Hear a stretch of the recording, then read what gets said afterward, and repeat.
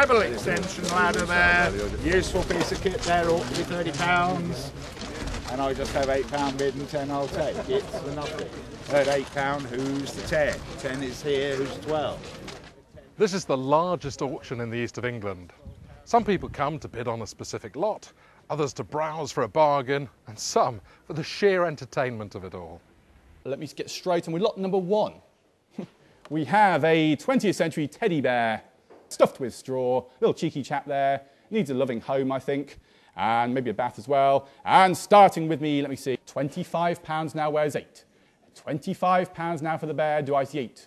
28 and 30. Lots of bidders and lots of sellers, lots of listeners and lots of radio stations. It's a competitive world. Half a dozen of our most successful players in BBC local radio have been telling me what they think listeners today really want to buy. My job is to come up with subjects which engage them instantly and on which they feel qualified to have an opinion. I don't want something that escapes them or something that's so voluminously big, like should our boys come back from Iraq? They don't know. Nobody knows. I don't know. Tony Blair doesn't know. My listeners don't know. And I'm not interested in having a load of ill-informed opinions from people who don't know, talking to other people who don't know. I want people to be talking about what they do know about. So I want them to be talking about how they feel about the fact that there's nowhere for their mother to be buried. I want them to talk about how they feel about the fact that they had an abortion 20 years ago and whether it's still gnawing away at their personality and their equilibrium or whether it isn't. That's what makes interesting radio, and I want radio that I'm interested in. It's £45 now, 48, sir? 48 and 50. 50 now, do I see 5? 70, 75. 80, 85. At £50 only, 5 surely. Is it right or is it a dud? Is it treasure or is it tat? I don't know much about antiques, but you and I both know the radio game, and we know when radio programmes and presenters are really on the money. Local radio has to be local, full stop. I mean, I've come from a commercial background where increasingly being local is less important. I mean, I know loads of people haven't been back in Birmingham 5 or 6 years, and now they can't get round Bullring at all, can't get their head round the whole system round there. For BBC WM, it's its raison d'etre. I mean, without it, there's no way of justifying our existence. You know, we're hugely local to the point where we will campaign on local issues or energising people to get up and support a campaign to save HP Source. I mean, we've led a campaign to try and get Birmingham a 50-metre swimming pool, an Olympic-sized swimming pool. Those sort of things make you feel proud of the city you want to be in. And I think that's very important as a local radio station, to make the people of your city proud of where they want to be. So you've got a responsibility, obviously, as a news organisation, to tell the truth, but I think you've also got a responsibility to champion the area that you're from.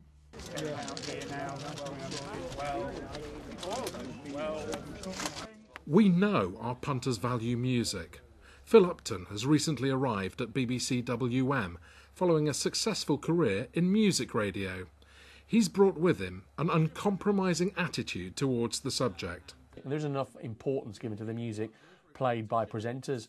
Now, by targeting your music to your audience and by thinking, all right, well, in terms of a classic BBC local radio listener who might be of a 40 to 50-something sort of age group, we target the acts, we target the music that those people like by doing the research that is done in the music department, and therefore you know when you open your mouth to sell a piece of music, someone's done the research upstairs. This is not just some random track that's come out of nowhere. We know this song works with our target audience, so you have the confidence to go out there and say, now here's a fantastic song coming up. Do you remember this by the Beatles? Oh, this was the year that blah blah blah blah happened, and the Beatles split up. And off you go, you're into Long and Winding Road, in the knowledge, in the confidence that song is going to work with your audience. And therefore, it's as an important part of your programme as any piece of editorial you do. 170, 180, 180, where's 90? 180 now, do I see 90? It's £180 now, do I see 90? So who are our potential bidders? BBC Local Radio is aiming, as it always has done, at those middle-aged and older community-minded people who have lived a bit, had a bit of life experience, and also have a sense of interest in the area around them, in what is around them, and an interest in getting involved as well. These are people to whom family is very important, because it's more than likely that they might have brought one up. When presenters get it right on air, it's when they're grown up, when they relate to me as a listener with about the same amount or more of life experience than I have. So a very important part of the relationship between the presenter and the listener in BBC Local Radio is that the presenter recognises that the listener is likely to have lived a bit. £250 now weighs 60, 260, 270, 280, 290, 290 now weighs 300, 300 amount, 300 now weighs 20. It's £300 in the room, do I see 20? To keep the bargain hunters happy, you've got to know what you're doing and keep them entertained. Sounds familiar?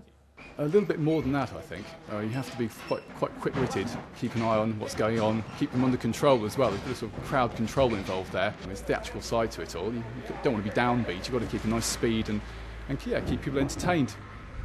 At 12, 50, 80. It's 18 on this side at 18, 20 if you like, all done. The successful radio talent seem to have three things in common. Firstly, they really understand their audience. They know what their interests are. Secondly, they manage to adopt the right grown-up tone, they have the right voice. And thirdly, they know that having fun is a very serious business. My audience is me. It's people of my age. I'm 50 plus. That's who's listening to me. Who would I want to listen to? I'm not going to do something that I would find dull. She's busy with her flaps today because she was buttering her baps last week. Yes. I think I've pushed a few boundaries, but not boundaries of decency. I think it's very naive to think that people over 50 don't know about sex and don't talk about sex. That might have been so in my grandmother's time. But most people over 50 and 60, they like a good dirty laugh, actually, a smutty one. And there's certain words that perhaps had never been heard. I mean, I seem to remember we weren't meant to talk about. There was a show doing the rounds called The Puppetry of the Penis. Oh, don't put that in the guide. What, can't I say puppetry? And it just, well, what do I do with the vagina monologues? It's Eve Ensler's award-winning show. And it's just so naive to think that somebody somewhere is going to be offended by vagina and penis. Not if you throw it in willy-nilly, if you'll pardon the expression, and try and use it for shock value, of course. £3,000 now weighs 2. £3,000 now do I see 2. It's £3,000, do I see 2? Away at £3,000. £3,000 to 11.56.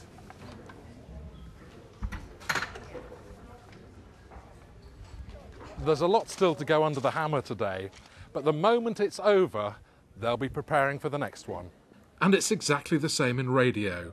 You can't simply shut up shop and forget it when the show's over. You've got to have a life, you've got to be outside doing the things that your audience do, go to the theatre, go to the cinema, watch the same TV shows that they do, and have things to talk about, experience life on the outside. People will come up to you at the oddest moments, won't they, and talk to you and chat to you, and hopefully they'll chat to you like a friend. They'll soon tell you what they like, what they don't like, but you're never off duty. At any time people can come up to you, can't they? There are lots of reasons for not being off duty as well. It's not just being known, it's also the fact that you're always listening for stories, aren't you? Wherever you go, the people you meet, there are stories there that you're looking for, aren't they? When I go and give talks, I talk to WI groups, I'll talk to Rotary clubs. At the end, people come and say, well, where can I find you? Where are you on the dial? Thrust a leaflet in their hand, there's a potential new listener. Those people who are already listeners will hopefully love you even more that you've gone along to talk to them about what you do and tell them a few funny stories. And it's definitely a way of getting new people tuned in. The full interviews plus Ronnie Barber discussing phone-ins and David Clayton talking competitions, coming soon to the College of Journalism's website. Don't admit to anything. There to help you avoid the little pitfalls Then £10 only, 12 where are you? 12 is of making a real bid for success.